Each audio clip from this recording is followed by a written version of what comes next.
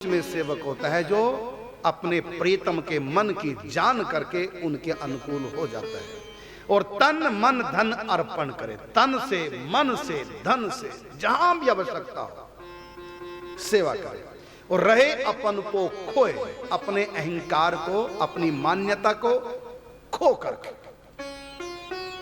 जैसा ये चाहे वैसे करे। संकल्प कर लिया अब मुझको वही करना जो महाराज जी चाहेंगे।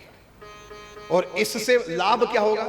महाराज जी जो लीलाओं में खोए रहते हैं वो लीलाएं मेरे अंदर भी प्रकट हो जाएंगी बिना परिश्रम किए।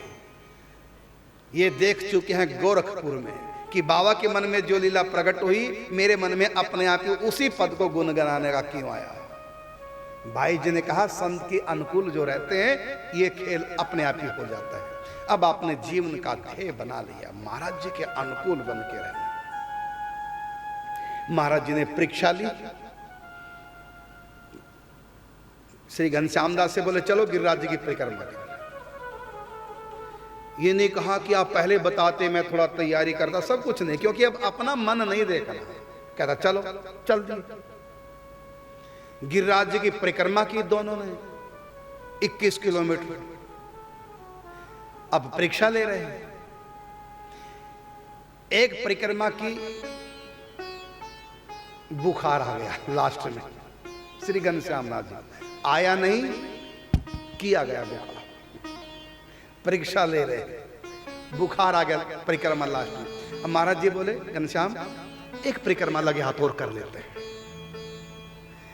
देखते क्या कहेंगे। एक बार तो हुआ कि कैसे कर पाऊंगा।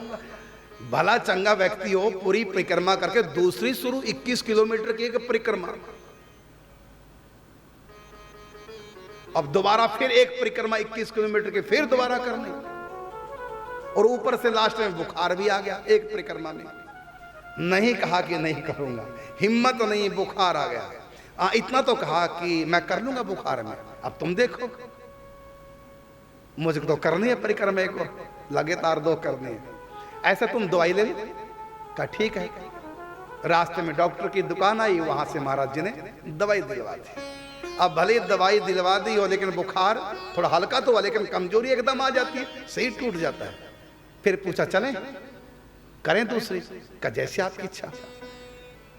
फिर दूसरी परिक्रमा शुरू कर दी। अब सोचिए थक कर कितने चूर चूर हो गए होंगे, ऊपर से बुखार, लेकिन मना नहीं किया। इस प्रकार 42 किलोमीटर लगातार चलते गए। इतने परेशान, शरीर में दर्द भी प्रारंभ हो गया। टांगे कहते बस मेरे बस का नहीं, रुक जाओ। लेकिन महाराज जी तो भाग भाग के परिक्रमा कर रहे, लगे रहे साथ। हो गए पास। इतना आसान है 21 किलोमीटर लगातार चलना, ऊपर से बुखार।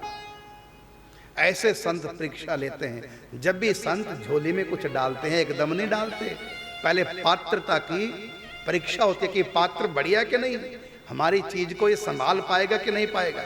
उसके बाद जब देखते हैं हाँ अब संभालने लगे, तब कृपा बरसाते। मैंने कहा ना ये रास्ता ये साधना का रास्ता नहीं है, ये कृपा का रास्ता है। फिर साधना किस लिए?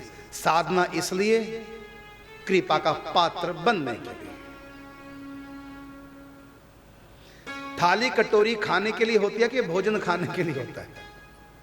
थाली कटोरी चम्मच खाते हो कि उसमें रखा भोजन खाते हो?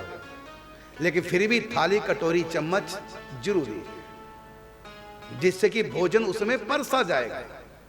तो साधना है थाली कटोरी चम्मच और कृपा है उसमें परसा जाने वाला भोजन। तो काम तो भोजन से बनेगा, लेकिन फिर भी भले थाली कटोरी चम्मच खाएंगे नहीं, लेकिन भोजन उसी से खाने को मिलेगा, थाली कटोरी चम्मच से। तो साधना है थाली कटोरी चम्मच और संत कृपा है भोजन। तो ये रास्ता प्रेम का, ये साधन साध्या नहीं, ये कृपा साध्य है।